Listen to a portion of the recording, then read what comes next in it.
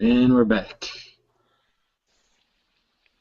All right, we are live here for the OPFFL podcast for week 4. So we're gonna go through the rankings of the teams and all that junk again. But I'm gonna go ahead The and thing we do start out every and week. yeah, same thing. I'm gonna go ahead and start out though and just discuss my blockbuster trade today with Joe Smolson. I guess we'll talk about our thoughts on why we did what we did. I'll start. Um, I I was very happy with my team, but I thought that I should probably strike while the iron's hot, and especially in the case of Gio, get something in return for him. I've had my eye on McCoy now for about a week, and Joe provided me with an offer that I just don't think I could have turned down, and I think I got a very large upgrade at running back one, and I got a big upgrade at quarterback. And if Moneyball can pan out, which I know I've been a hater of his, if he can pan out, he has a couple tough games here, but then his playoff schedule for our fantasy league is very easy. So, if he can be decent, that's a solid flex for me. So, it's you got to take risks to win a championship, and it was a big risk, and we'll see how it goes. We need to address another issue. That would be Nick Pappas. He has been blacklisted from his podcast from airing on it until he loses. So he might be back eventually sometime this season. I don't want him back. He was actually upset that he can't be on the podcast anymore, and he actually admitted that his team's not that good. He said his team's depth wasn't great, but he said luck plays into it, and that's part of fantasy football. So I guess he's a lucky 3-0 at this point. So let's jump into the rankings here. And If I starting. could just rebuttal real quick on John's point about the trade. Oh, Yeah, what was your thought? Just give real your thoughts quick. on it. I mean, if you're worried about a second-year running back's carries, I'd be worried about everyone's carries. If Aaron Rodgers isn't a top 5 quarterback, he's pretty useless. And Moneyball stinks. and I really wanted Gio back. So, Bottom line, Esker got duped in this trade. yeah. I'm very happy with my trade, and At the end of the day, you got McCoy, and I'm he's making really a good. run for It's the. tough to part with him because I've had him on my team forever. So, but still, Esker, you gave up. Hold on. He's on Joe's team now. Hold on. side note: Andrew Luck is the highest scoring fantasy player. Thought that was interesting. Esker, you gave up the number 6 and number 4 overall running backs right now. Yeah, but it's been 3 weeks, so I I mean, think I got the return of the best. I got the best running back in fantasy, in my opinion, in this trade. I think LaShawn McCoy is the best running back in fantasy for our league. you do know his offensive line is depleted. Everyone's hurt on that offensive line. He's LaShawn McCoy. I don't care. He's gonna figure it out. He'll be fine. The only reason he was so good last year was because of his offensive line, and they're all hurt now. I would say that the offensive system played a pretty large part into that. Chip Kelly's offense. Yeah. It also has played into a good part of his first 3 weeks here, which have been shit. McCoy hasn't been terrible. He's been all right. He hasn't had a breakout game yet.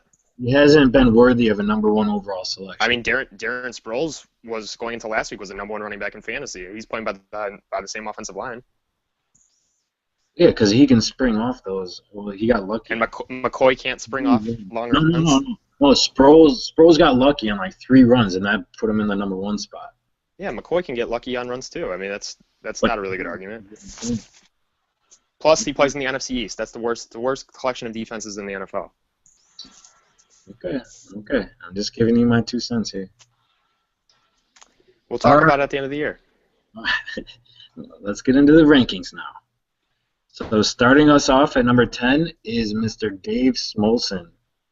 He drops a spot from last week, and I was a strong pusher for him to get the 10 spot because I think he lost the matchup to Nick Pappas this week by the people he started.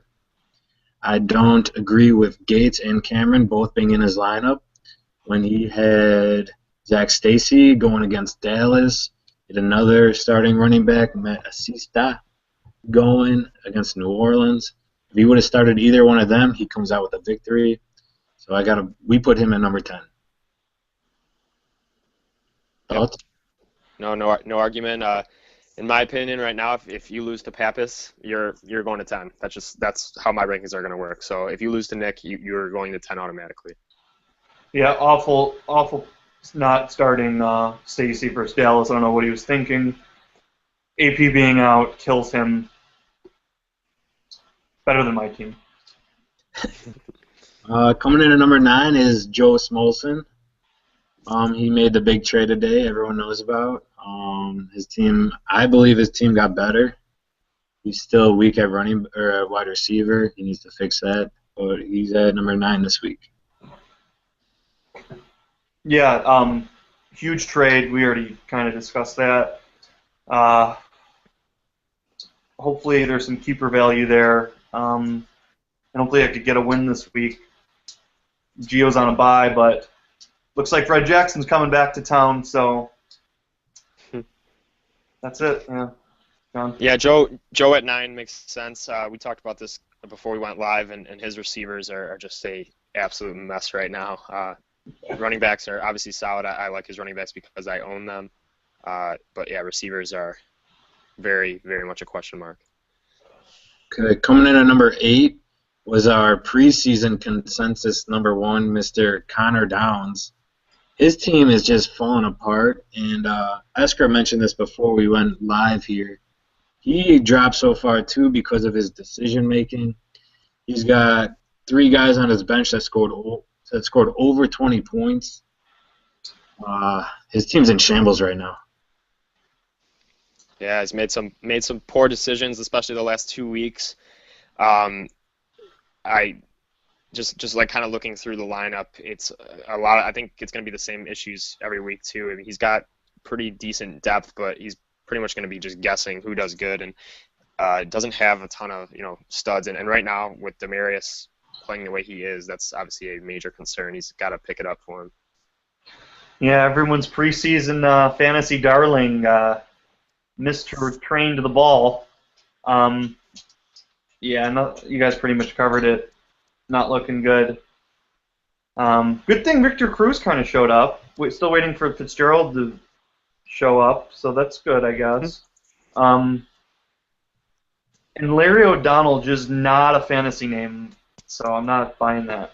Yeah, that's a bad name. That's a bad football name. Awful name. Larry Donnell. Yeah, that's a real bad football name. And he's white. He's got to be white. That sounds he's like black. No, he's black. Yeah. That sounds like a 7th grade math teacher. Yeah. That's not a football player. Mr. Donnell. Yeah, he's black. Oh, not many black Larrys. All right, so coming in at number 7 is our biggest mover this week. Finally getting out of the number 10 spot is Mr. Gino De Laurentiis. His team got a lot deeper with our trade, mine and his.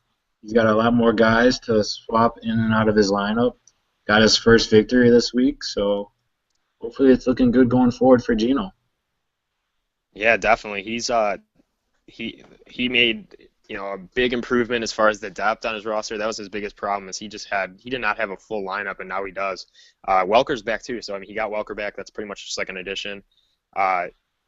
Really, the only real weak spot, obviously Witten's been terrible, but Brady's been brutal too. So if he can maybe address the QB if Brady keeps sucking, I think he can really get a lot better. Yeah, huge improvement by that trade. Unbelievably huge. I feel like he should change his name to what's that bitch's name? Amelia Earhart, because I feel like her flight has been found. Bottom to top, completely redid his team. Major props to him. Got a lot for Forte. And if Brady turns it around, we've all been bagging on his team, but man, guys can put games together, so good for him. And he addressed his keeper problem. He's had that problem for a while, and if Charles can be Charles even for another year, he's got at least one of his keepers figured out. Even if he's not, he's going to keep him. It's a 15th round or 11th, something ridiculous. You're going to keep him no matter, even if he's the 3rd round pick. You're going to keep him. great keeper. Great pickup by Gino. Props. So dropping one spot this week to our number 6 spot is 3-0 himself, Mr. Nick Pappas. I don't believe in his team. He's very thin. It seems like everyone on his team's getting hurt. Without a heroic Peyton Manning drive there at the end of the Seattle game, he definitely lost this week. Julio Jones got him 40. Besides that, his team was kind of just bland. I'm not even going to discuss the roster. I've already gone into it. Everyone knows my thoughts. I'm going to talk about something called karma. And karma is something that you have to build, and he has gone the opposite way of that. He's talked so much shit. He has constantly rubbed this in our face that he's 3-0. This team, mark my words, is going to fall apart. He will not make the playoffs. I cannot wait for this to happen. It's inevitable, and I'm really excited for it. Julio Jones is really good. I mean, what are you going to do? Coming in at number 5 is Mr. That's a hot take.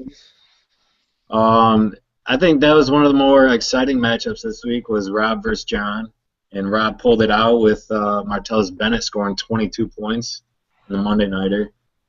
But John's team, they put up 126 points. His bench put up 88 points.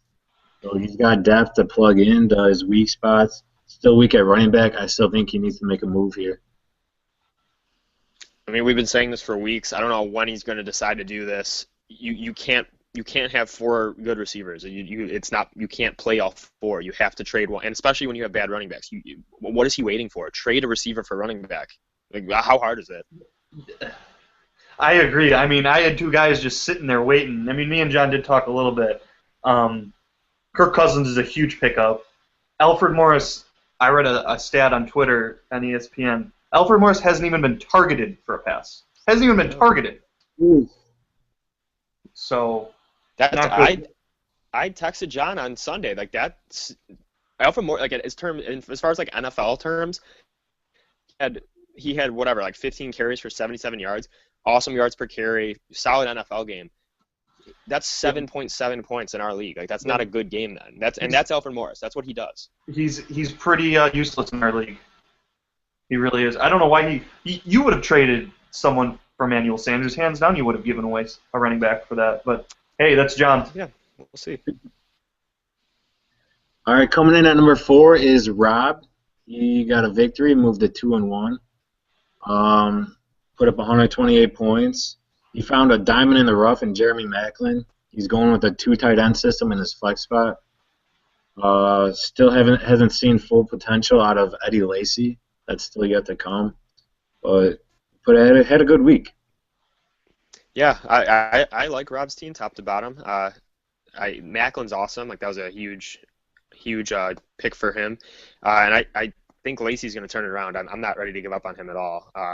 He was too good last year, so we'll see. But I think his team's pretty solid top to bottom. Yeah, those double tight ends. I mean, you have 2 of the top 5 tight ends. They get a ton of catches. He's looking good in that 4 tight end strategy. Looks to be paying off a little bit. Yeah. Coming in at number 3 is myself.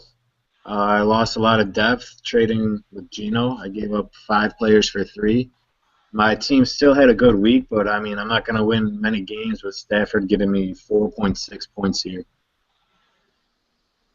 Yeah, I know we talked about this before we were live. Stafford's very up and down. He'll have 30 one week, he'll have 5 the next week. I think that's classic Stafford. I think it's about time to get Cooks into your lineup. It looks like he's kind of a pretty good go-to guy for Breeze. So, but obviously, really good team. So, yeah.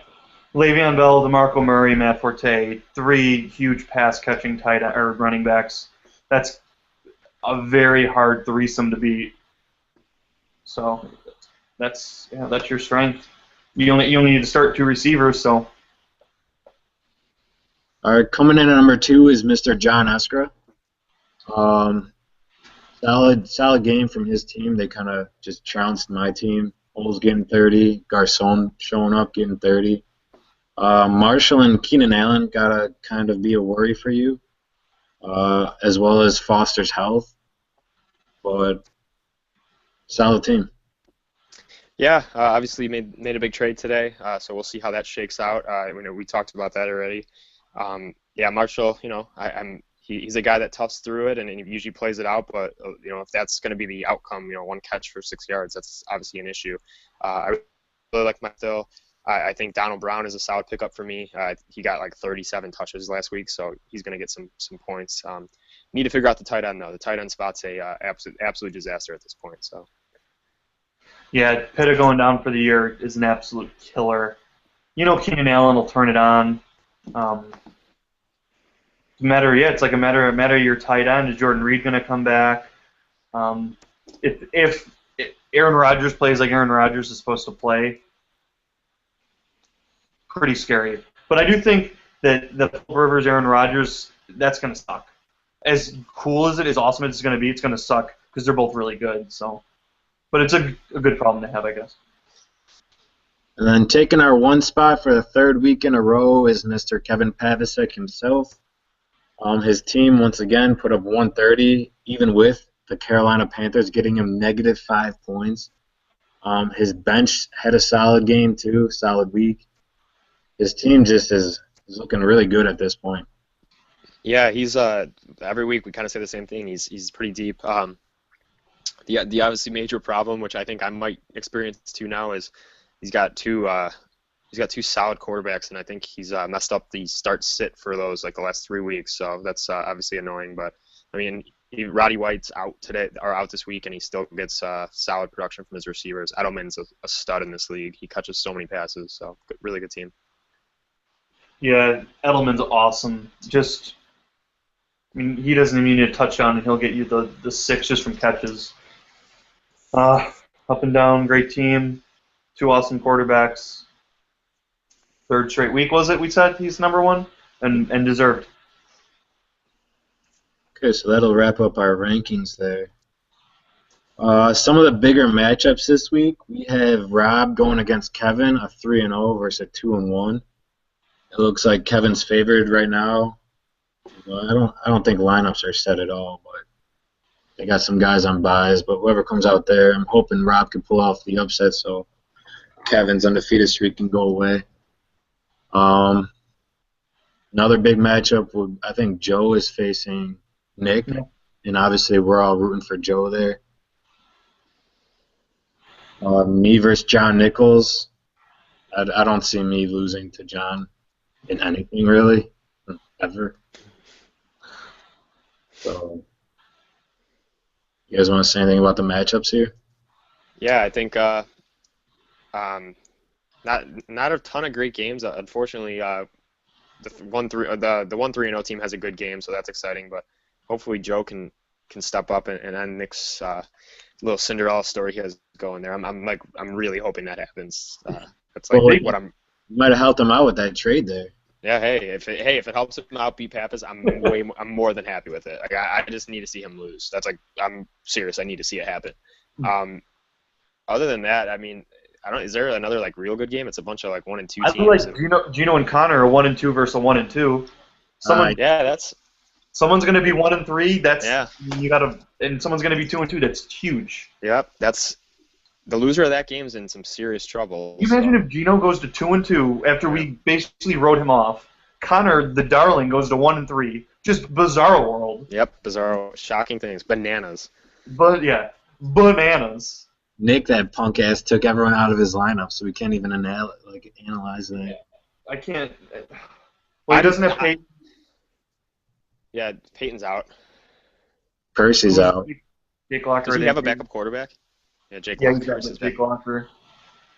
But still, I had a full team. Nobody got hurt last week, and I put up 60 points. Nobody got hurt. Like, no one got hurt in the game. Yeah, you're now on the list of scoring under 65 points. You're the most recent. Hard to do. Now, I believe you are the 12th person to do it in our league history. And I probably won't be the last this year. Dude, that's crazy how like unlucky you got though. Like just looking at that, like nobody got hurt. Like nobody. That's crazy. And if you look at Delaney Walker and Kendall Wright, they didn't even. Delaney Walker had like 20 yards. He got those all in catches. if this was a standard scoring, I would have maybe had 20 points. Yeah. Your kicker was your third highest scorer. Let's just say I didn't check fantasy after like 5 o'clock on Sunday. How pissed were you? Were you really mad? Well, I'm as mad as I'm going to be over a fake thing. But I was pretty. I won in my other league, so that made it. I want to say in the first quarter, the Texans had like 21 fantasy points. Yeah, they were killing it, and then they decided they wanted to suck. So now I'm the sad clown. If no one has known that, I am the sad clown, and I will remain the sad clown until I get a win. So you might be seeing the sad clown all year. Hey, technically, should the kickers have decimal points as well? Like 4.6 points for a 46-yarder? I mean, technically, I guess, yeah. Hey, Steven Gostkowski's been awesome for me, so let's not eliminate the kicker. I've actually heard talks about like taking away kickers and defensive in leagues. It is so random. It's like just a toss-up. Yeah. I'm in a There's league where you pick defensive players, and I kind of like it. You pick 3 defensive guys instead of a defense. Each of them will score like 7 to 12 points, depending. What's it, just like tackles and stuff? Yeah, tackles, sacks, passes defended too, which is kind of weird. I kind of like it though. Kessler, what's the strategy for your wide receiver 2 spot this week? I'm going Brandon Cooks against Dallas. Yeah, I agree. I mean, I don't have really any secrets anymore just because I traded my depth away. I actually I know Tate kind of sucked this week, but I kind of like Golden Tate. I think he's going to get a lot of targets. I just kind of like having that combo there too with Stafford. Yeah. He's gonna put up 60 this week, and then like John said, he's gonna put up 2. I got a lot of potential with Travis Kelce and Justin Hunter on my bench. I'm hoping they can pan out as the season goes on. Yeah, that would be nice. Any I really need a tight end. So anyone that wants to give me a tight end. Well, Vernon Davis is on the block. Should we do a quick hot waiver wire pickups, even though we're all in the same league and are going for the same people? I know. Hey, John. I know Rob is looking to get rid of a tight end. I'm gonna have to talk to Rob then. I'm pretty sure. I need it. I mean, I'm he likes desperate right now. Greg Olsen, but would be willing to give up Martellus Bennett. But I'm sure if you offer him a running back, because he already wants to drop Eddie Lacy, he just straight up wants to drop him. That'd be so. I have him in our ISU league, and it's so frustrating. I believe he did drop Spiller last year, which was one of the more boneheaded moves. But Rob, I'm shocked Fred Jackson's on our waiver wire. That's crazy. Yeah, well, I dropped him for Carlos Hyde. Thanks, Connor. And then Danny Woodhead got hurt, so now I'm gonna drop Danny Woodhead. You dropped him. I didn't realize that. But don't even think about it, because I have the #1 spot because I scored 60 last week. So. You know who's a sneaky pickup this week is Hakeem Nicks. I heard T.Y. Hilton might not play. He's going to get more targets. Yep. Hakeem Nicks. Esker is holding his cards close to his chest. He doesn't want to give away any sleepers here. Yeah, it's a pretty weak waiver week, not going to lie. But I'll have in the #1 spot again, so. Bridgewater's there. You need a quarterback? Yeah. Is Manziel still owning this? Does your dad still have Manziel? No, he dropped him. Didn't he have a catch? Probably available. His catch got called back because it was illegal. It wasn't a touchdown, was it? It was just like a